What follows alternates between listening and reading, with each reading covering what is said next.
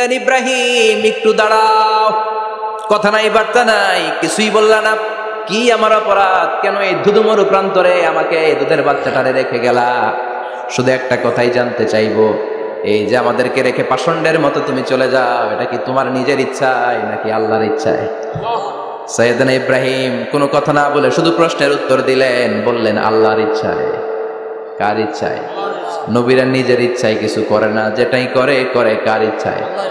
সাইয়েদাতুনা হাজার বললেন, ইদান লা ইউদাইয়ুনাল্লাহ, তোমার ইচ্ছায় যদি আমাদেরকে রেখে না যাও, আল্লাহর ইচ্ছায় যদি রেখে যাও, তাহলে আমার ভরসা আছে আল্লাহ আমাদেরকে নষ্ট হতে দিবে না, আল্লাহ আমাদেরকে কোনো কষ্ট দিবে না, আমার আল্লাহই আমার জন্য যথেষ্ট।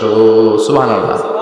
আপনারে মায়েরা যারা আছেন, আপনাকে আর আপনার দুই সন্তানকে নিয়ে আপনার স্বামী সিলেটের হাকালুকি হাওরের মাঝখান দিয়ে রেখে আসছে, কি করবেন? পিছনে পিছনে দৌড়াবেন, গালাগালি শুরু করবেন। যদি বলে আল্লাহর ইচ্ছায় তোমারে রেখে গেলাম, জীবনেও মানতে চাবেন না, বলবেন তোরেও বাদ দিলাম, তোর আল্লাহরেও বাদ দিলাম। আছে না নাই? কিন্তু সাইয়েদাতুনা হাজার কেমন নারী ছিলেন, একটা টু শব্দ করেন নাই। শুনতেছেন? কেন ইমাজিন, কল্পনা করতে পারেন? ধুধুমরু প্রান্তর, খাওয়ার কিছু নাই, পান করার কিছু নাই, কথা বলার মতো একটা মানুষ নাই, রৌদ্রের তাপ মরুভূমির বালুর উপরে এমন ভাবে পড়ে। সৌদি আরবের মরুভূমি যারা দেখেছেন, প্রচন্ড বালুর মধ্যে চাল রেখে দিলে চালগুলো মুড়ি হয়ে যায়। ওই প্রচন্ড মরুভূমির মধ্যে দাঁড়িয়ে বললেন, যদি আল্লাহর ইচ্ছা হয়, আমার আল্লাহ আমার জন্য যথেষ্ট। ঠিকই আল্লাহ যথেষ্ট হয়েছেন। এই মহিলাকে দিয়ে মক্কা আবাদ হয়েছে। মক্কায় কোনো মানুষ থাকতো না, এখন মক্কায় গেলে জায়গা পাওয়া যায়। 25 লক্ষ লোক আমরা হজ করেছি এবার। প্রতিদিন 3 লক্ষ 4 লক্ষ মসজিদুল হারাম একসাথে জামাত। জুমার নামাজের দিন 5 লক্ষ 7 লক্ষ 10 লক্ষ হয়ে যায়। এতগুলো মানুষ আগে ছিল না। সব হলো সাইয়েদাতুনা হাজারের ইমানের ফসল। সুবহানাল্লাহ। এই নারী এখানে থাকলেন আল্লাহর উপর ভরসা করে, ইমানের পরীক্ষা দিতে লাগলেন। একদিনের ব্যবধানে খাওয়ার পানির মশকের পানি শেষ। ইসমাইল আলাইহিস সালামের পায়ের ধাক্কায় জমজমের পানি এলো। জুরহুম নামক একটা গোত্র যাচ্ছিল, তারা এসে ওনার হাতে মরিদ হলো। সুবহানাল্লাহ। তারা এসে বলল, আমাদেরকে শুধু জমজমের পানি খেতে দেন, আপনি যা বলবেন সব আমরা মেনে নিলাম। শুরু হলো মক্কার আবাদ। হাজার হাজার মানুষ বাড়তে শুরু করলো, মক্কা শহরের এক্সপানশন হলো। গোটা বিশ্ব থেকে লক্ষ লক্ষ মানুষ এখন মক্কার দিকে ছুটে চিল্লায় বলেন, ঠিক কিনা? এজন্য আমার মায়েরা অনেক লম্বা জীবনী, তার একটা ঘটনাই বললাম। সাইয়েদাতুনা হাজার, ওনার জীবনী থেকে আমার মায়েদের বোনেদের জন্য শিক্ষা। তাওয়াক্কুল আলাল্লাহ। বাঁচি আর মরি, সুস্থ থাকি আর অসুস্থ থাকি, বিপদে থাকি আর যে কোনো সমস্যায় থাকি না কেন, ভরসা করতে হবে একজনের উপর। তিনি কে? আল্লাহ। আল্লাহর উপর যে ভরসার মতো ভরসা করতে জানে, আমার আল্লাহই তার জন্য যথেষ্ট। ঠিক কিনা? তাহলে হাজার থেকে আমার বন্ধুদের জন্য শিক্ষা হচ্ছে, তাওয়াক্কুল করবো আমরা কার উপরে? ভরসা রাখবো কার উপর? সবসময় আত-তাওয়াক্কুল আলাল্লাহ, আল্লাহর উপর ভরসা করতে হবে আমার মায়েরা, আমার বোনেরা। 2 নম্বরে বলেছি কার কথা? আসিয়া রাদিয়াল্লাহু তাআলা আনহা আলাইহাস সালাম, ফেরাউনের স্ত্রী। এই মহিলা অনেক দামি মহিলা, মুসা আলাইহিস সালামের পালক মা। সুবহানাল্লাহ পড়েন। নিজের সন্তান ছিল না, সাইয়েদনা মুসা আলাইহিস সালামকে লালন পালন করেছেন। গোপনে গোপনে মুসা আলাইহিস সালামের উপর ঈমান এনেছেন। গোপনে গোপনে রাত্রিবেলা তাহাজ্জুদ পড়ে চোখের পানি ছেড়ে চাইতেন কার কাছে? ফেরাউনের বউ আর ফেরাউনের ফিনান্স মিনিস্টার, অর্থমন্ত্রীর বউ, 2 জন লুকিয়ে কালিমা পড়ে মুসলমান। ফেরাউন কিছু জানে না। সুবহানাল্লাহ। কি আল্লাহর খেলা! ফেরাউন লক্ষ লক্ষ বনি ইসরাইলের ছোট্ট বাচ্চাকে জবাই করেছে একটা বাচ্চাকে ঠেকানোর জন্য। নাম কি? মুসা।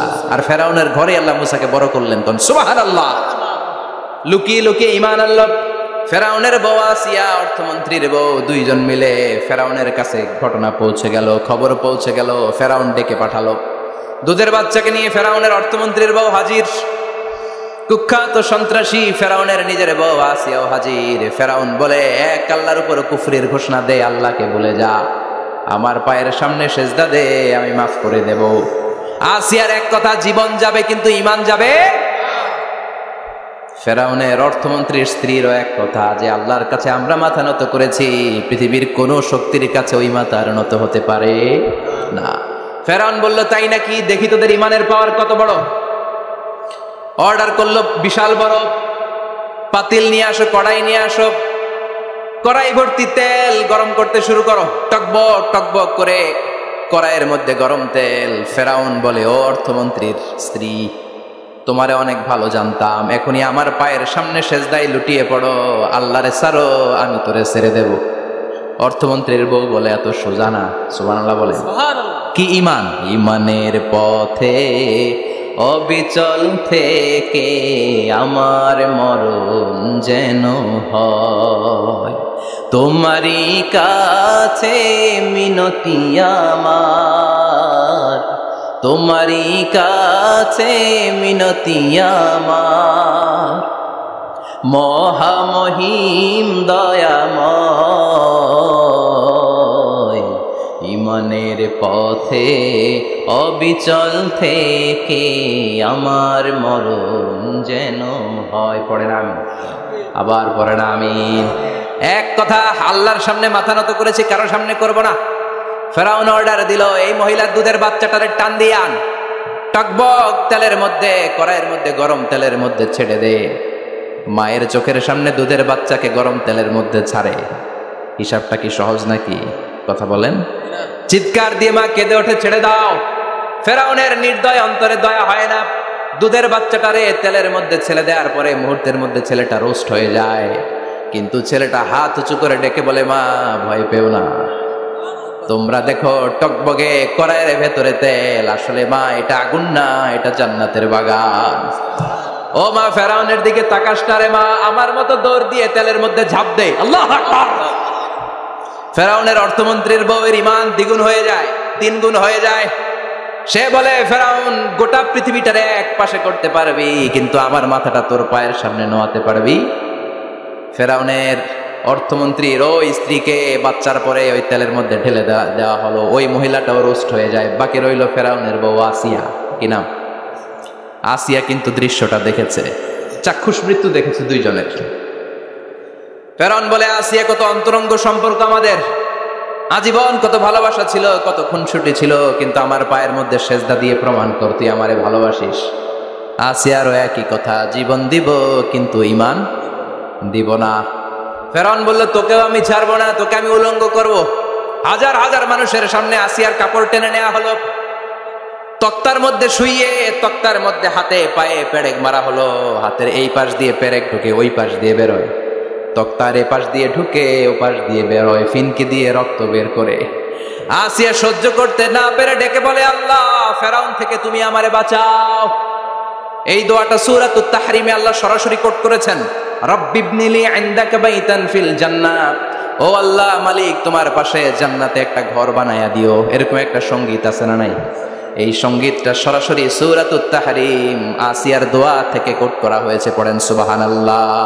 মালিক তুমি জান্নাতে, তোমার পাশে আমায় একটি ঘর বানিয়ে দিও, একটি ঘর বানিয়ে দিও, সে বিভীষিকাময় মহাদিনে তোমার প্রতিবেশী করে নিও।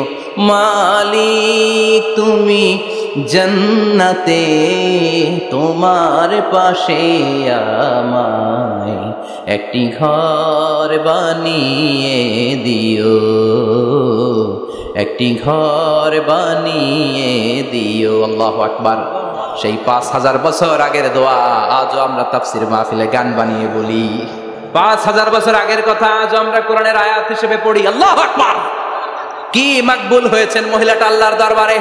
আল্লাহরে বললেন, আল্লাহ, শুধু তোমার ইবাদতের কারণে আজকে আমার এমন দশা উলঙ্গ হওয়া লাগলো, আমার হাতে পায়ে পেরেক ঠোকা হলো। আল্লাহ, এখন গরম তেলের মধ্যে ছেড়ে দেয়া হবে, তুমি বাঁচাও।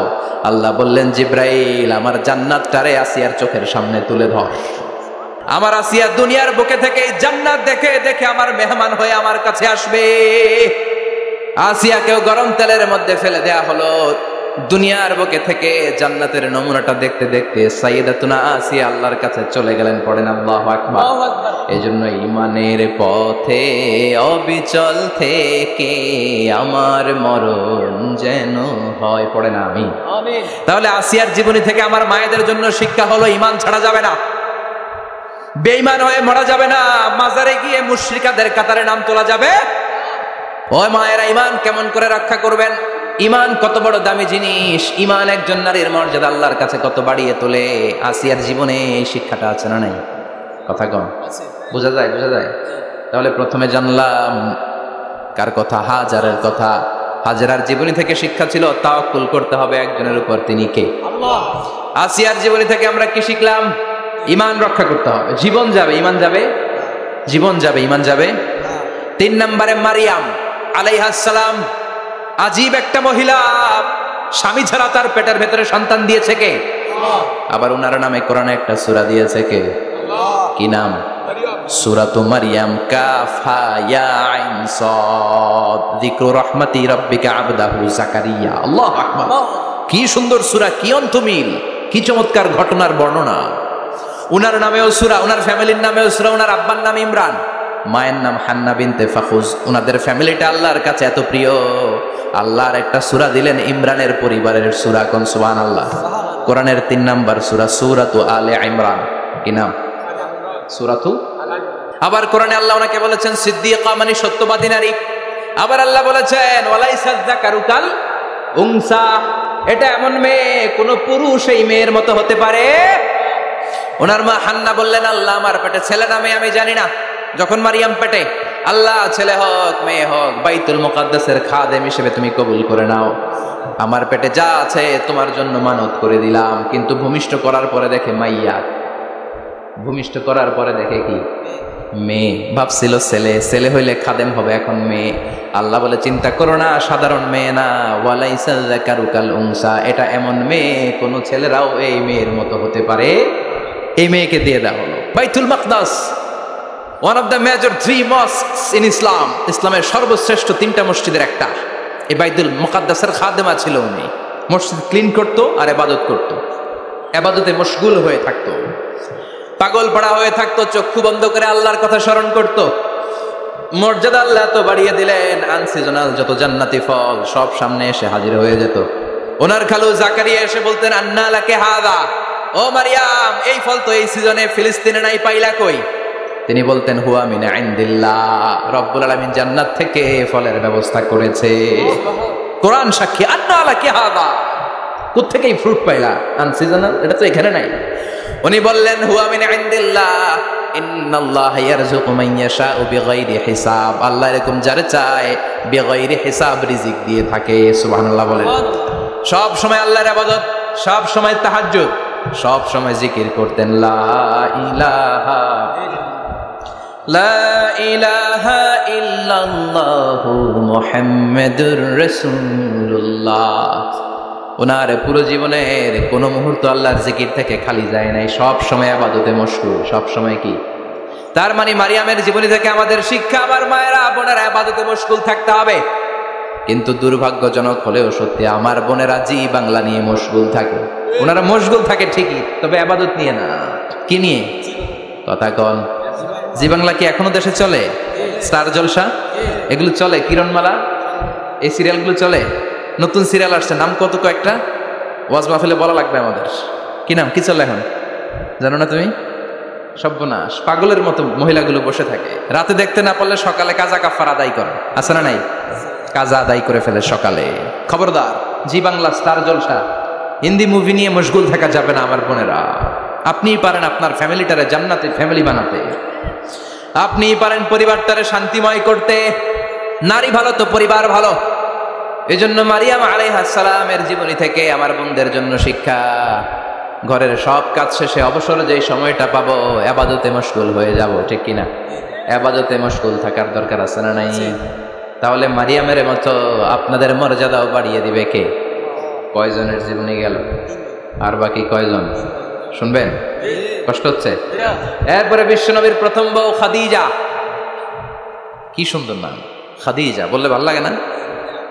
প্রথম নারী যিনি কালিমা পড়ে ইসলাম ধর্ম গ্রহণ করেছেন, আমাদের আম্মা জান, বিশ্বনবীর প্রথম বউ।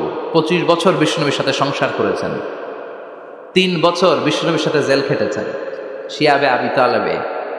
কেমন বউ? জামাইও জেলখানায়, বউ জেলখানায়। বিশ্বনবীর সবগুলো বাচ্চা সন্তান ছেলে মেয়ে এই মহিলার গর্ভ থেকে এসেছে, একজন ছাড়া, ইব্রাহিম। ইব্রাহিম বিশ্বনবীর আরেক বউ মারিয়ার গর্ভে এসেছে, বাকি সব খাদিজার গর্ভে। যে আমরা ফাতেমা, বিশ্বনবীর কন্যার নাম কি? ফাতেমার মায়ের নাম কি? খাদিজা। সুবহানাল্লাহ।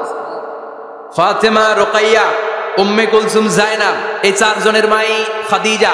আবার আব্দুল্লাহ, কাসেম, এদের মায়ের নামও খাদিজা। বিশ্বনবীর সব সন্তান এসেছে খাদিজার পেট থেকে। বরকত বেশি না কম? বিশ্বনবী ভয় পেলে খাদিজার কাছে গেলে ভয় কেটে যেত, সাহস যোগাতেন, শেল্টার দিতেন, ছাতার মতো মাথার উপরে দাঁড়িয়ে থাকতেন। আল্লাহু আকবার। বিশ্বনবী বলতেন রুজিকতু হুব্বাহা, খাদিজার ভালোবাসা আমার অন্তরে আল্লাহ রিজিক হিসেবে দিয়েছে। আবার বিশ্বনবী বলতেন আল্লাহ যেই কিয়ামতের দিন বন্ধু বন্ধুরে চিনবে না, ভাই ভাইরে চিনবে না, কেউ কাউরে চিনবে না, ওই কঠিন দিনে আমি আমার খাদিজারে যেন ভুলে না যাই, আমার খাদিজারে যেন দেখা মাত্রই চিনতে পারি এটা আমার খাদিজা। খাদিজাকে নিয়ে মা আয়েশা একদিন একটা কটু কথা বলেছিল। ও নবী, কবে আপনার এই বুড়ি মহিলা, বুড়ি বউ খাদিজা ইন্তেকাল করেছে, তারপরে কত সুন্দরী সুন্দরী বউ আমরা এসেছি, আমার ভালো লাগে না? খালি বুড়ির কথা কন কেন? খালি ওই বুড়ির কথা স্মরণ করেন। আমরা আছি, আমাদের দিকে তাকান, আমরা কত সুন্দরী, আমরা কত ভালো। বিশ্বনবী রেগে গেলেন, মা আয়েশাকে এইভাবে ধরলেন। জীবনে কোনোদিন কোনো স্ত্রীর গায়ে হাত তোলে নাই, শুধু ওই দিন মা আয়েশাকে এইভাবে ধরেছিলেন আর বলেছিলেন আয়েশা খবরদার জীবনে এই কথা বলবা না, আমার খাদিজা আমার বিপদের দিনের সঙ্গিনী, তোমরা আমার সুখের দিনের সঙ্গিনী, তোমরা কেউ আমার সাথে জেল খাটো নাই, খাদিজা আমার সাথে জেল খেটেছে 3 বছর। কয় বছর? কি মহিলা ছিল! বিশ্বনবীকে সবসময় আগলে রেখেছে, শেল্টার দিয়েছে, প্রতিভক্ত ছিল। খাবার নিয়ে বিশ্বনবীর জন্য এদিক সেদিক যেতেন, বিশ্বনবী না আসলে খেতেন না। বিশ্বনবীকে কলিজার চাইতো বেশি ভালোবাসতো, পতি যা বলবে তাই শুনতো। ও মায়েরা, খাদিজাতুল কুবরার জীবনী থেকে আপনাদের জন্য শিক্ষা হলো প্রতিভক্তি। কি ভক্তি? এখন প্রতিভক্তি নাই, আমরা করি নারী ভক্তি। এখন নারী নির্যাতন কমে গেছে বাংলাদেশে, বেড়ে গেছে পুরুষ নির্যাতন। কথা কন। এখন আমরা ভক্তি করা লাগে, আমরা ভক্তি না করলে ঘরে খাওয়ান নাই, এরকম ঝামেলা আছে না নাই? কথা বলেন। আপনাদের নাগাইশের মহিলারা অনেক ভদ্র, নাগাইশের মহিলারা নিশ্চয়ই পতিকে অনেক ভক্তি করে। মায়েরা, বোনেরা, আপনার স্বামী যদি আপনার উপরে না খুশ থাকে, আপনার ইবাদত আপনাকে বাঁচাতে পারবে না। বিশ্বনবী ফাতেমাকে বললেন, ফাতেমা তুমি বিশ্বনবীর মেয়ে হতে পারো, কিন্তু আলী যদি তোমার উপরে না খুশ থাকে তোমার সব শেষ, সব শেষ। আবার বিশ্বনবী বললেন, আমি যদি এক আল্লাহ ছাড়া কারো সামনে মাথাটা নত করার বিধান দিতাম, এক আল্লাহ ছাড়া যদি কাউকে সেজদা করতে আমি বলতাম, আমি দুনিয়ার সব নারীদের বলতাম স্বামীর পায়ে সেজদা দিয়ে পড়ে থাকো। কি সম্মান আল্লাহ দিলেন স্বামীকে! আপনার জান্নাত আপনার স্বামীর ভেতরেই। স্বামীকে সন্তুষ্ট করেন, স্বামীর আনুগত্য করেন, দেখবেন ফ্যামিলিটা সুন্দর হবে। আর স্বামীরা স্ত্রীদেরকে ভালোবাসেন, স্ত্রীদেরকে ভালোবাসার গল্প শোনাবেন, দামি দামি শাড়ি কিনে দিবেন, তার স্ত্রীর সাথে প্রেম নিবেদন করেন, ভালোবাসা নিবেদন করেন, সংসারটারে শান্তিপূর্ণ করে দিবে কে? তার মানে খাদিজাতুল কুবরার জীবনী থেকে শিক্ষা কি? বললা গেছি কি শিক্ষা? প্রতিভক্তি। কি ভক্তি? স্বামীকে ভক্তি করা লাগবে, তা না হলে জান্নাত নাই। এরপরে বিশ্বনবীর একমাত্র কুমারী বউ নাম কি? আয়েশা। বিশ্বনবী বললেন, উরিতুকি ফিল মানামি সালাসা লায়াল। আয়েশা, বিয়ের আগে তোরে কিন্তু আমি 3 বার স্বপ্নে দেখছিলাম। সুবহানাল্লাহ কইবেন না? বড্ড খুশি হয়ে গেলেন আয়েশা। এরপরে বললেন, 3 বার স্বপ্ন দেখার পরে তোমার ব্যাপারে মনের মধ্যে কেমন কেমন যেন ভালো লাগে। তারপরে একটা ছোট্ট কাগজের মধ্যে, জান্নাতি কাগজ, রেশমি কাপড়ের মধ্যে তোমার চেহারাটা এনে জিব্রাইল বললেন, দেখেন নবী কেমন লাগে? আমি কইলাম ভালো লাগে। কার মেয়ে? আপনার বন্ধু আবু বকরের মেয়ে, বিয়ে করবেন নাকি? বিশ্বনবী বললেন, ও জিব্রাইল তুমি যদি ঘটক হও, আল্লাহ যদি হয় কাজী, আমি মুহাম্মদ বিয়েতে রাজি। সুবহানাল্লাহ পড়েন। বিয়ে হয়ে গেল, কিন্তু ঘরে দামি ফার্নিচার নাই, টাকা পয়সাও তেমন নাই, কিন্তু আছে খালি সুখ। আছে কি? যেটা টাকা দিয়ে কিনা যায়, টাকা দিয়ে বাড়ি কিনা যায়, গাড়ি কিনা যায়, সুখ কিনা যায় নাকি? টাকা দিয়ে বিছানা কিনা যায়, বালিশ কিনা যায়, ঘুম কিনা যায় নাকি? কথা বলেন। এজন্য সুখ দেয়ার মালিককে। দোকানে সুখ পাওয়া যায়? নাগাইশ বাজারে তো সুখ বেছে না, বেচতে নিয়ে যেতাম আছে গাড়িতে করে। সুখ বেছে? কথা কন। সুখ পাওয়া যায় না। সুখ দেয়ার মালিক একজন, তিনি কে? মা আয়েশা একমাত্র কুমারী বউ। আদর করে তিনি ডাকতেন হুমায়রা, আবার মাঝে মাঝে ডাকতেন ইয়া আয়েশু। আয়েশা না, আয়েশু, সংক্ষেপ। এত ভালোবাসতেন মা আয়েশাকে। মা আয়েশা গ্লাসের যেই জায়গা দিয়ে পানি খেতেন, বিশ্বনবী ওই জায়গায় মুখ লাগিয়ে পানি খেত।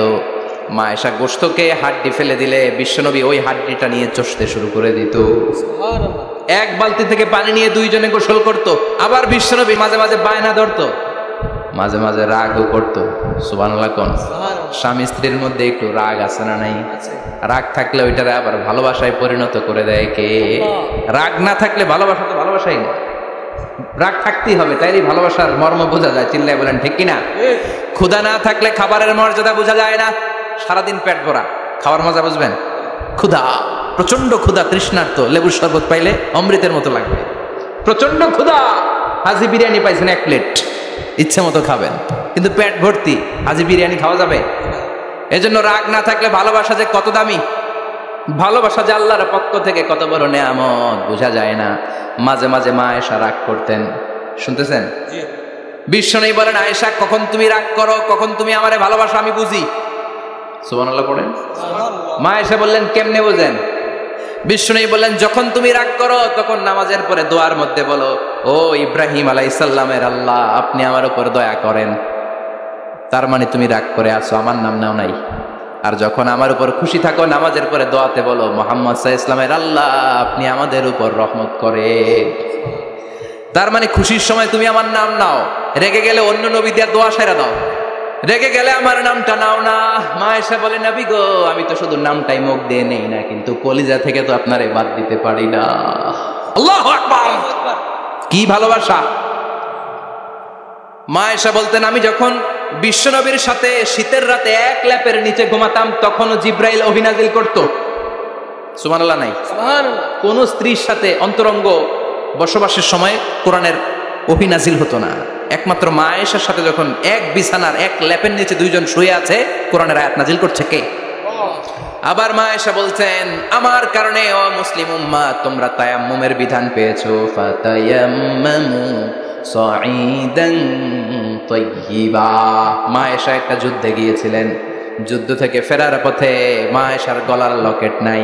মাঝে মাঝে হয় না, মহিলা গলার লকেট পায় না, পুরা বাড়ি আগুন করে ফেলাইছে, লকেট নাই, লয়ে গেল রে, নিয়ে গেল রে, হারাইলাম রে। মা আয়েশার লকেট নাই। লকেট হারানোর পরে মা আয়েশা কান্নাকাটি। বিশ্বনবী বললেন, থামো। অনেকক্ষণ থামার পরে লকেট খুঁজে পায় না, সবাই খোঁজাখুঁজি, লকেট কই, লকেট কই, লকেট খুঁজে পায় না। ওদিক দিয়ে মাগরিবের নামাজের সময়ও শেষ, নামাজের সময় শেষ। আর যেই জায়গায় লকেট খোঁজার জন্য থামা হয়েছে ওই জায়গায় আবার পানি নাই, পানি সামনে, পানির দিকেও যেতে পারে না, লকেটও খুঁজে পায় না, নামাজও পড়া যায় না। সব সাহাবীরা মিছিল শুরু করছে, আবু বকর রে ধর, ধর, ধর, আবু বকর রে ধর। আবু বকরের মেয়ের কারণে নামাজ আমাদের চলে যাচ্ছে। সাইয়েদনা আবু বকর ঘটনা বেসামাল দেখে আয়েশার কাছে গেল, যে দেখে বিশ্বনবী মা আয়েশার কোলের মধ্যে, ল্যাপের মধ্যে মাথা দিয়ে শুয়ে আছে। রাগের চোটে বুখারীর বর্ণনা, আঙ্গুল নিয়ে মা আয়েশার পেটের মধ্যে দিল এক খোঁচা। লকেট হারাইলি কেন? ক, তোর জন্য বাইরে মিছিল চলে, তোর জন্য বাইরে সব সাহাবারা বলে নামাজ পড়তে হবে, সময় নাই। ও আবু বকর, আপনার মেয়ের কারণে এই কাণ্ড। খাসরা মানে কুমর। আবু বকর মা আয়েশার খাসরাতে এত জোরে গুতা মেরেছেন, মা আয়েশা বললেন, এই গুতার কারণে আমি অনেক দূরে চলে যাওয়ার কথা ছিল, ব্যথার চোটে, কিন্তু যাই নাই, কারণ কোলে কে? কোলের মধ্যে বিশ্বনবীর মাথা, নড়ে গেলে বিশ্বনবীর ঘুম ভেঙে যাবে, ব্যথাটা হজম করেছি, নড়ি নাই। আল্লাহ তখন আয়াত নাজিল করলেন, ফালাম তাজিদু মাআন ফাতায়াম্মামু সাঈদান তাইয়্যিবা। ও সাহাবারা, মিছিল বন্ধ করো। কোন নারীর বিরুদ্ধে মিছিল করো? এই নারীর সাথে তো বিয়ে আমি সরাসরি বিশ্বনবীর দিয়েছি। যাও, ওযুর জন্য টেনশনে ছিলা, টেনশনের দরকার নাই। আয়েশার কারণে আজকে নতুন করে একটা বিধান দিলাম, আজ থেকে যদি ওযুর পানি না পাওয়া যায়, বালুর মধ্যে 2 হাত বাড়ি মেরে তায়াম্মুম করো, নামাজ পড়ে নাও, কবুল করে নিবে কে? এই মা আয়েশার লকেট হারানোর কারণে তায়াম্মুমের বিধান নাজিল হয়েছে। কোন সুবহানাল্লাহ। মা আয়েশা বলতেন, আমার কোলে মাথা রেখে বিশ্বনবী শেষ নিঃশ্বাস ত্যাগ করেছে, আবার আমার ঘরের মধ্যেই বিশ্বনবীর কবর। সুবহানাল্লাহ। বিশ্বনবীর কবরটা কিন্তু মা আয়েশার ঘরের মধ্যে। এখনো বিশ্বনবীর কবর যেই জায়গায়, এই জায়গায় মা আয়েশার ঘর ছিল। সুবহানাল্লাহ। কোন 2210টি হাদিস বর্ণনা করেছে। কত কথা কেন? 2210টা। ফ্যামিলির হাদিস বর্ণনার জন্য মা আয়েশাকে আল্লাহ তাআলা বিশ্বনবীর ট্যাপ রেকর্ডার বানিয়ে পাঠিয়েছেন। যাই বিশ্বনবী বলতেন ট্যাপ রেকর্ডের মতো রেকর্ড করে সব সাহাবীদের কাছে বর্ণনা করতেন। কত কবিতা উনি নিজে জানতেন, নিজেই জানে না। কত মাসালা যে জানতেন তার কোনো হিসাব নাই। ইলমুল ফারায়েজ, বাপ মরলে ছেলে মেয়ে থাকলে কে কতটুকু সম্পদ পাবে, মা আয়েশার চেয়ে এই বিধান মদিনায় কেউ জানতো না। বিশ্বনবীর ইন্তেকালের পরে সাহাবাদের মধ্যে কোনো মাসালা নিয়ে কনফিউশন হলে সব সাহাবারা আম্মা জান আয়েশার কাছে এসে সলিউশন নিয়ে যেতেন। সুবহানাল্লাহ। কোন বিশ্বনবী যা বলেছেন সব মুখস্থ রেখেছেন, সব জ্ঞানের কথা ছড়িয়ে দিয়েছেন, সব সময় পড়াশোনা করতেন। সুবহানাল্লাহ। তার মানে মা আয়েশার জীবনী থেকে আপনাদের জন্য শিক্ষা হচ্ছে জ্ঞানার্জন, জ্ঞানানুরাগী হতে হবে। কি হতে হবে? জ্ঞানানুরাগী। বুখারীর বঙ্গানুবাদ পাওয়া যায়, কোরআনের বঙ্গানুবাদ পাওয়া যায়, ইসলামিক অনেক ভালো ভালো রাইটারের বই পাওয়া যায়, ঠিক কিনা? এগুলো পড়ার দরকার আছে না নাই? অনেকে বলে হুজুর আমার ছেলেটা মোবাইল ছাড়া কিছু বোঝে না। কি কয়? মোবাইল ছাড়া কিচ্ছু বোঝে না। হুজুর মোবাইল দিলে ঠান্ডা, মোবাইল নিলে কান্দে, এরকম আছে না নাই? এর কারণ হাজব্যান্ড ওয়াইফ দুইটার কাছে সবসময় মোবাইল। কথা কন। বাবার কাছেও মোবাইল, মায়ের কাছেও মোবাইল, তো ছেলে মোবাইলের জন্য কাঁদবে না তো কি করবে? বাবার হাতেও যদি বই থাকে, মায়ের হাতেও যদি বই থাকে, ছেলে মোবাইল চাবে নাকি? ছেলেও চাবে বই, ছেলে চাবে কি? কথা বুঝতে পেরেছেন? এই জন্য জ্ঞান অনুরাগী হতে হবে মা আয়েশার মতো। মা আয়েশা 2210টা হাদিস মুখস্থ করেছে, আপনি কয়টা করছেন? উনি পারলে আপনি পারবেন না কেন? মায়েরা শুনতেছেন তো? আশা করি আপনারা শুনতেছেন। তাহলে মা আয়েশার জীবনী থেকে আমরা শিক্ষা পেলাম জ্ঞান চর্চা করতে হবে। সর্বশেষ কোন নারী? কথা কন। ফাতিমা রাদিয়াল্লাহু তাআলা আনহা, বিশ্বনবীর কলিজার টুকরা। চাচাতো ভাই আলীর সাথে বিয়ে হলো। আলী যখন প্রস্তাব দিল ফাতেমার কাছে, যে বলে ও ফাতেমা রাজি আছো কিনা? চুপচাপ, কথা কয় না। বিশ্বনবী বুঝলেন রাজি, দুইজনকে বিয়ে পড়িয়ে দিলেন। বিয়ে পড়িয়ে দুইজনকে দাঁড় করিয়ে দিয়ে বিশ্বনবী অজু করলেন। অজু করার পরে সামান্য কিছু অজুর পানি ছিল, আলীর মাথার মধ্যে ছিটিয়ে দিলেন, বরকতের পানি। সুবহানাল্লাহ কইবেন না? সুবহানাল্লাহ। অজু করে সাইয়েদনা আলীর মাথার মধ্যে ছিটিয়ে দিলেন আর দোয়া করে দিলেন, বারাকাল্লাহু লাকুমা ওয়া বারাকা আলাইকুমা ওয়া জামাআ বাইনাকুমা ফি খাইর। আল্লাহ তোমাদের দুইজনকে বরকত দিয়ে দাম্পত্য জীবন শুরু করার তৌফিক দান করুক। আবার দোয়া করলেন, আল্লাহুম্মা বারিক লাহুমা ফি বিনাইহিমা, ওদের সম্পর্কে বরকত দেন। ওয়া নাসালিহিমা শিবলিহিমা, ওদের গর্ভে যে সন্তান আসবে এগুলোর শ্রেষ্ঠ সন্তান বানান। 1 বছরের ব্যবধানে ঘরটাকে আলোকিত করে প্রথম সন্তানের জন্ম হাসান। সুবহানাল্লাহ। হাসান রে বিশ্বনবী এত আদর করেছেন, বিশ্বনবীর কাছ থেকে এত আদর কেউ কোনোদিন পায় নাই। হাসান রে বিশ্বনবী ডাকতেন লুকা। বুখারীর বর্ণনা, শব্দটা কি? লুকা মানে পিচ্ছি। ছোট বাচ্চাদেরকে আপনারা কি কন? আরে পিচ্ছি তো আমি কইছি, আপনারা কি কন? নাগাইছি কি বলেন? বাচ্চা বলেন, বাবু বলেন, আর কিছু কি বলেন? আর আর কিছু নাই। তাহলে যে বাবু পিচ্ছি, হ্যাঁ, এই বাবু পিচ্ছি আরবি হচ্ছে লুকা। বিশ্বনবী ফাতেমার ঘরে এসে বলতেন, আইনা লুকা, পিচ্ছিটা কই রে? আমার হাসান কই, আমার নানা ভাই কই? আর বিশ্বনবীর আওয়াজ শুনলে হাসান এসে বিশ্বনবীর কাঁধে, আল্লাহু আকবার, আল্লাহু আকবার। বিশ্বনবী বলতেন, ফাতেমা আমার কলিজার টুকরা, যে ফাতেমারে কষ্ট দেয় সে আমারে কষ্ট দেয়, ফাতেমারে আনন্দ দেয় মানে আমি বিশ্বনবীরে আনন্দ দেয়। এই ফাতেমা সব সময় পর্দায় থাকতেন, দিনের বেলা বেরোতেন না, সারা দিনে টয়লেট করতেন একবার, সেটাও করতেন রাত্রে, যাতে দিনের বেলা কেউ তারে না দেখে। কি ব্যালেন্স লাইফ, কি ব্যালেন্স লাইফ! রাতে একবার টয়লেটে যাওয়া মানে কি? সারাদিন খাওয়া দাওয়া এরকম ব্যালেন্স করে করতেন। কেউ দেখতে পারে না ওনারে, কেমন ছিল কেউই জানতো না। এমন ভাবে চলাফেরা করতো, কোনো পুরুষদের সামনে দিয়ে কখনো যেতেন না। এই জন্য ইন্তেকালের আগে আলীকে বললেন, আলী, বিশ্বনবীর ওসিয়ত অনুযায়ী কিছুদিন পরে আমি আমার বাবার সাথে সাক্ষাৎ করব। ইন্তেকালের সময় বেশি লোক আমার জানাজাতে আসার দরকার নাই, নিজেরা দোয়া করে দিলে চলবে। আর আমার জানাজার খাটিয়ার উপর দিয়ে বিশাল একটা বোরকা দিয়ে দিও। এটার আরবিতে বলে নাউশ। কি বলে? এই প্রথম কোন নারী তার খাটিয়ার উপরে নাউশ ব্যবহার করেছে, জন্য এটাকে বলে সুন্নাতু ফাতিমা, ফাতেমার সুন্নাত। সাইয়েদাতুনা ফাতেমার আগে কেউ জানাজার খাটিয়াতে নাউশ ব্যবহার করে নাই। আল্লাহু আকবার।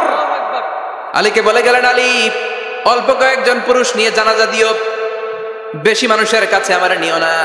দুনিয়ার বুকে আমি লুকিয়ে লুকিয়ে চলতাম, মরার পরে লুকিয়ে লুকিয়ে আল্লাহর কাছে চলে যেতে চাই, পুরুষদের সামনে আমার নিও না। ও মা, এই ফাতেমার জীবনী থেকে আপনার জন্য শিক্ষা হলো পর্দা। সব সময় পর্দাটা দেহে থাকার দরকার আছে না নাই? রাজি আছেন তো? তাহলে এই 6 জন নারীর জীবনে যদি আমার মায়েরা পরে, আমার মায়েরা বোঝে, ওই মায়েরা বিপদগামী হতে পারে নাকি? হতে পারে। তাহলে 6 জনের আবার রিভাইজ করে চলেন। প্রথমে বললাম কার কথা? হাজারের জীবনী থেকে শিক্ষা কি? আল্লাহর উপর তাওয়াক্কুল। 2 নম্বরে বললাম কার কথা? আসিয়ার কথা। আসিয়ার জীবনী থেকে শিক্ষা হলো ইমানের পথে অবিচল থাকতে হবে, ঠিক কিনা? তারপরে মারিয়ামের জীবনী থেকে শিক্ষা হলো সব সময় ইবাদতে মশগুল। খাদিজার জীবনী থেকে শিক্ষা হলো প্রতিভক্তি, স্বামীর প্রতি আনুগত্য। মা আয়েশার জীবনী থেকে শিক্ষা হলো জ্ঞান অর্জন করতে হবে কার খুশির জন্য।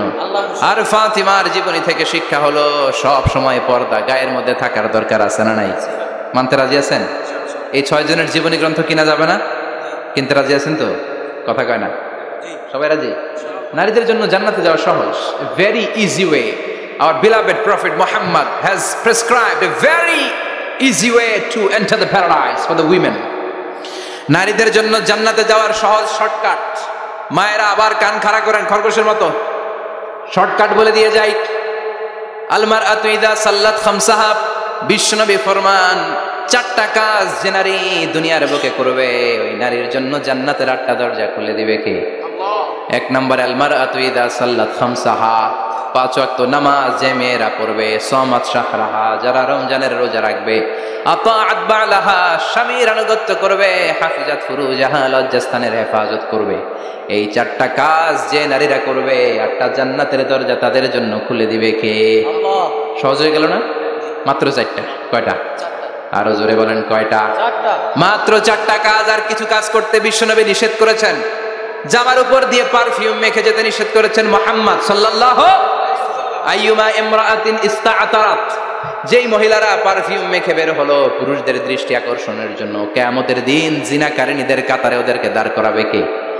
অনেক মহিলারা আছে ঝাঁঝালো পারফিউম দেয়, আছে না? টেম্পুর মধ্যে বসাই যায় না, না? সিএনজিতে বসছেন, এদিকে বসছে খালাম্মায়, হায় হায়। মায়েরা খেয়াল করে শুনেন, আপনাদের ড্রেস কেমন হবে? নাম্বার 1, আপনার পুরো দেহটা ঢাকা থাকতে হবে। যে ড্রেস পরবেন you should cover your whole body. শুধু হাতের এই 2 কবজি আর চেহারা খোলা রাখতে পারবেন, তবে চেহারা ঢেকে রাখা উত্তম। একজন মহিলা বোরকা পরছে কিন্তু চেহারা খোলা, তার হেজাব হয় নাই, পর্দা হয় নাই, এটা বলা যাবে? কিন্তু উত্তম হচ্ছে চেহারা ঢেকে রাখা, কারণ চেহারা সৌন্দর্যের রাজধানী। Face is the capital of beauty, ঠিক কিনা? চেহারা দেখলাম তো সব বোঝা গেল, ঠিক কিনা? কেমন মাধুর্যতা আছে, দেখতে কেমন সুন্দরী কিনা সব বোঝা যায়। এজন্য চেহারাটাও ঢেকে রাখবেন, চোখটা খোলা রাখবেন। বিশ্বনবীর স্ত্রী উম্মে সালামা বলে, দেখার জন্য আমার 2 চোখের দরকার নাই, লাগবে 1 চোখ। উনি আরেক চোখের মধ্যে আরেক কাপড় দিয়ে রাখতেন, এমনি তাকাইতেন। সাহাবারা বলতেন উনারা দেখলে আমরা দিতাম দৌড়, ভয় লাগতো। চোখ একটা দেখা যায় আর একটা খোলা, উনারা দেখে আমরা এদিক সেদিক পালিয়ে যেতাম। আবার অনেক মহিলারা পা ঢাকে না, পা কিন্তু পর্দার অন্তর্ভুক্ত। সব সময় মেয়েরা পা মোজা পরে বেরোতে হবে, পা দেখানো যাবে না। হাদিসে এসেছে শুধু হাত এতটুকু, পা কিন্তু পর্দার অন্তর্ভুক্ত। উম্মে সালামা বললেন, ইয়া রাসূলুল্লাহ, আমরা তো হাঁটতে গেলে অনেক সময় পা দেখা যায়। বিষ্ণু বললেন, তাই? তাহলে 1 বৃহৎ নিচ দিয়ে কাপড় বাড়াও। উম্মে সালামা বললেন, জোরে হাঁটলে তো তারপরে দেখা যাবে। বিষ্ণু বললেন, 1 হাত বাড়াও, ধুলাবালি সহ টানবা, তারপরও পায়ের 1 ইঞ্চি দেখানো যাবে। তাহলে ড্রেস কোডের প্রথম নিয়ম হচ্ছে পুরো দেহ ঢাকবেন। 2 নম্বরের নিয়ম, পোশাক ঢিলে ঢালা হবে না টাইট ফিটিং? আরো জোরে বলেন। আছি আমরা কোন জামানায়, লাজ শরম গেছে হারায়, পাতলা শাড়ির বাহার, পাখি ড্রেস লেহেঙ্গা, পোশাক দেখে নারীর লাজে মরে যাই, হায় হায়। আছি আমরা কোন জামানায়, লাজ শরম গেছে হারায়, ঠিক কিনা? লাজ শরমের বালাই নাই। ঢিলে ঢালা হবে, টাইট ফিটিং হতে পারবে না। মোটা কাপড়ের হবে, এই যে আমার জুব্বা দেখছেন, আমি মহিলাকে পোশাক করে ফেলেছি কিন্তু হেরা পড়ে না, এরকম মোটা হবে। মোটা কাপড়, কিচ্ছু দেখা যায় না, বাইনোকুলার দিয়েও দেখা যাবে না। আবার ঢিলে ঢালা আছে না নাই? আমরা পুরুষরা যে এটা পরি, এটা দিয়ে 3 মহিলার কাপড় হয়, ঠিক কিনা? কাপড় পরতে চায় না তারা, ওদের পোশাক আমরা নিয়ে নিচ্ছি। তার মানে ঢিলে ঢালা হবে, মোটা কাপড়ের হবে, টাইট ফিটিং হতে পারবে। আবার পুরুষদের পোশাক হতে পারবে। এই 4টা নিয়ম মেনে যে যেই ধরনের পোশাক পরেন, চাদর পরেন সমস্যা নাই, শাড়ি পরেন সমস্যা নাই, ব্লাউজ পরলে ফুল হাতা পরবেন সমস্যা নাই, মেক্সি পরলেও সমস্যা নাই, বোরকা পরলেও সমস্যা নাই, কিন্তু পোশাকটা শালীন পোশাক হতে হবে। কি পোশাক? সবাই বলেন, শালীন পোশাক। পুরুষদের পোশাক পরা যাবে? কারণ বিশ্বনবী লানত করেছেন ওই নারীদেরকে, যেই নারীরা পুরুষদের মতো সাজতে চায়। এরকম আছে না নাই? দেখলে বোঝা যায় না কোনটা ছেলে কোনটা মেয়ে, আছে না নাই? ইসলাম যে মর্যাদা আপনাদেরকে দিয়েছে, আর কেউ দিয়েছে নাকি? ইসলাম বলে প্রথম সন্তান কন্যা সন্তান হলে ঘরের মধ্যে বরকত আছে না নাই? মিন বারাকাতিল মারআতি তাবকিরুহা বিল ইনাস। একটা মেয়ের মধ্যে বরকত বেশি না কম কেমনে বুঝবেন? তার প্রথম সন্তান যদি মেয়ে হয় তাহলে বুঝবেন এই মেয়েটা বরকতওয়ালা মেয়ে। এই মেয়ে আপনার জীবনে অনেক কিছু নিয়ে আসবে। সুবহানাল্লাহ কইতে পারেন না? কিন্তু অনেক ডাকাইত আছে, মেয়ে হইলে অখুশি হয়। ছেলে হইলে পাড়ার সবারে জিলাপি খাওয়ায়, পাড়ার সবারে মিষ্টি খাওয়ায়, মেয়ে হইলে কিচ্ছু খাওয়ায় না, আছে না নাই? কিন্তু আমরা মেয়ে হলে খুশি হব। কার কার প্রথম সন্তান মেয়ে? হাত তোলেন। হ্যাঁ, অনেকে আছে তো মাশাআল্লাহ। আপনারা অনেক বরকতময়, আলহামদুলিল্লাহ, হাত নামান। আমারও প্রথম সন্তান মেয়ে, তিনটাই মাইয়া। জান্নাত একটা আমার দিয়েন, তার মানে 3 জান্নাতের মালিক। মাশাআল্লাহ, আল্লাহ বাইরে তুমি কবুল করো। তার মানে কোন ঘরে যখন মেয়ে আসে আল্লাহ বলে ঘরটা বরকতময়। মেয়েটা যখন বড় হতে শুরু করে মেয়েটা ভাইয়ের জন্য বরকতময়।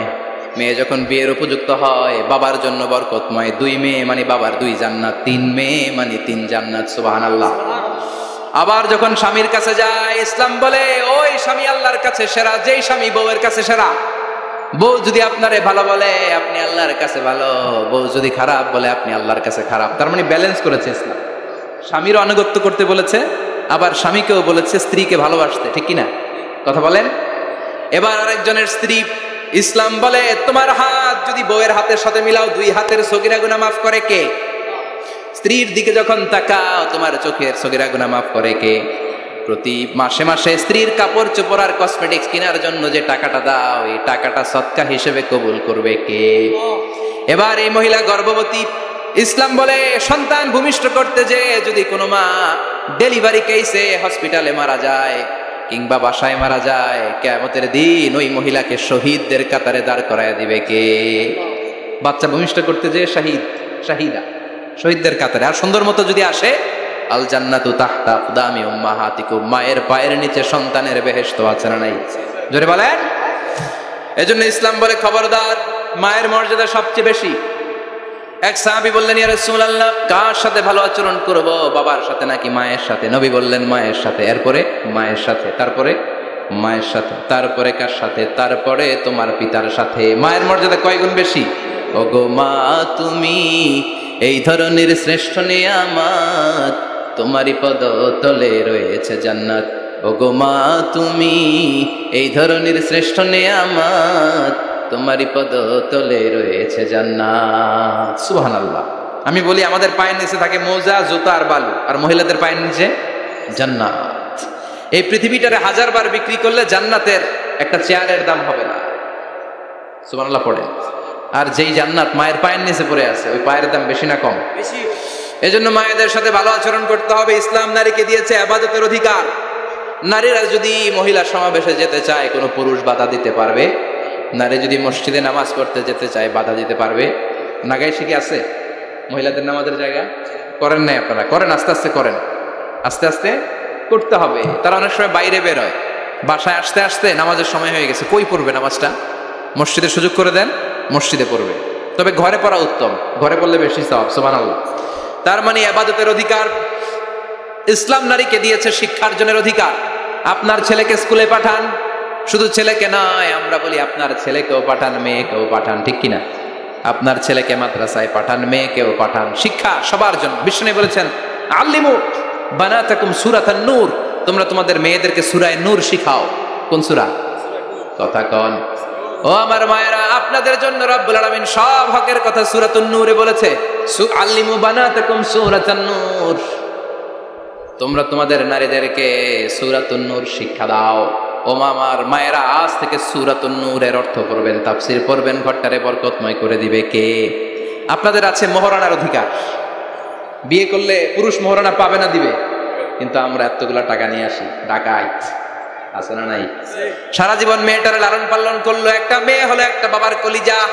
মেয়ে দিয়ে দিল মানে বাবা কলিজা ছিঁড়ে দিল, আর কি চাস? ডাকাত, ফকির কোথাকার। খবরদার, বিয়ের মধ্যে 1 টাকা যদি তুমি যৌতুক খাও, কিয়ামতের দিন আল্লাহ তোমারে ছাড়বে। যৌতুকের সাথে ইসলামের কোনো সম্পর্ক? যৌতুকের সাথে সম্পর্ক? যৌতুক খেলে ডবল গুনাহ। যৌতুক খাওয়া ততটা অপরাধ, কুকুরের গোশত খেলে যত অপরাধ এর চেয়ে বেশি অপরাধ। কুকুরের গোশত খেলে 1 গুনাহ, হারাম খাওয়ার গুনাহ। যৌতুক খেলে 2 গুনাহ, 1 হারাম খাওয়ার গুনাহ, 2 শ্বশুরবাড়ির উপর জুলুম করার গুনাহ। চিল্লায় এখন ঠিক কিনা? এরপরে ইসলাম নারীকে দিল ভালো আচরণ পাওয়ার অধিকার, ইসলাম নারীকে দিল বাবার সম্পদে উত্তরাধিকারের অধিকার। একজন বাবা এন্তেকালের আগে ছেলেকে যদ্দুর দিবে, মেয়েকে তার অর্ধেক দিতে হবে। যেরকম ঠিক কিনা? নাগাইশের বাবারা কি করে? দেয় তো। নাগাইশ এলাকায় কি হয়? ছেলেরে 2 কাটা দিলে মেয়ের 1 কাটা দেয় না? কদ্দুর দেয়? দেয় না। হ্যাঁ, ডাকাই। ওই যে কয় ডাকাই। আবার কই সুবহানাল্লাহ, নাউজুবিল্লাহ কও বেটা। ছেলেকে যদ্দুর দিবেন, মেয়েকে অর্ধেক।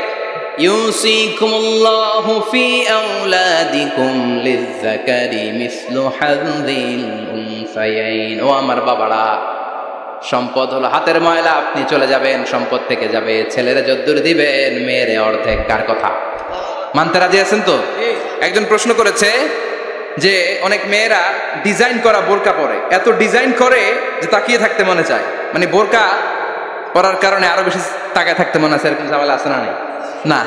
এরকম ঝিলিমিলি বিভিন্ন ধরনের ডিজাইন করা, অতিমাত্রায় ডিজাইন, যেটা মানুষের দৃষ্টি আকর্ষণ করতে পারে, এরকম বোরকা পরা যাবে না। বোরকা হতে হবে ঢিলে ঢালা, বোরকা হতে হবে মোটা কাপড়ের, বোরকা হতে হবে আপনার সেফ গার্ড। ওই বোরকায় যদি আপনার সর্বনাশের কারণ হয়, তাহলে তো এই বোরকা দিয়ে কোনো লাভ নাই। চিল্লা এখন ঠিক কিনা? আসসালামু আলাইকুম রহমতুল্লাহ। হুজুর, দত্তক পালার সুবিধা সম্পর্কে বা লাভ সম্পর্কে কিছু বললে ভালো হতো। দত্তক পালা জায়েজ আছে, ইয়াতিম হিসেবে পালবেন। বিশ্বনবী বলতেন, আনা ওয়া কাফিলুল ইয়াতীমি ইয়াউমাল কিয়ামাতি কাহাতাইন। আমি আর যারা ইয়াতিম পেলেছে তারা দুইজন একসাথে এইভাবে থাকবো। আমি এই রুমে, ইয়াতিমের রক্ষণাবেক্ষণকারী এই রুমে। সুবহানাল্লাহ। নবীর সাথে থাকবেন। তবে যেই ছেলেটাকে নিয়ে আসবেন, তাকে আপনার ছেলে হিসেবে পরিচয় দেওয়া যাবে না। সে আপনাকে বাবা ডাকতে পারবে না, সে আপনাকে চাচা ডাকবে, আঙ্কেল ডাকবে, খালু ডাকবে, যা মন চায় ডাকবে। আপনাকে আব্বা এটা বলতে পারবে না। সে বলতে পারবে চাচা, সে বলতে পারবে খালু, সে বলতে পারবে মামা।